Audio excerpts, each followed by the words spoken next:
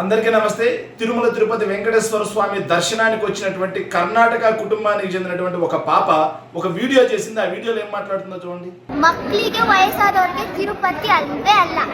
ದಯವಿಟ್ಟು ತಿರುಪತಿಗೆ ಮಕ್ಕಳು ವಯಸ್ಸಾದವರು ಬರಲೇಬೇಡಿ. ಹಂಗೆ ಕೈ ಮುಕ್ಕೊಳ್ಳಿ. ಗೋವಿಂದ ಗೋವಿಂದ.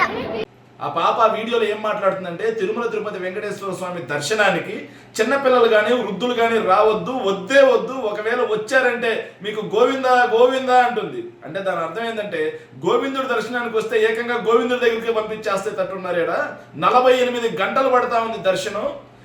ఎలాంటి కనీస సదుపాయాలు కూడా అక్కడ కల్పించట్లేదు అని చెప్పి చెప్తా ఉన్నారు. చంద్రబాబు నాయుడు గారు గుర్తుపెట్టుకోండి, తిరుమల తిరుపతి వెంకటేశ్వర స్వామి యొక్క విశిష్టతని దేశవ్యాప్తంగా సర్వనాశనం చేసి పెడతా ఉన్నారు మీరు ఈరోజు.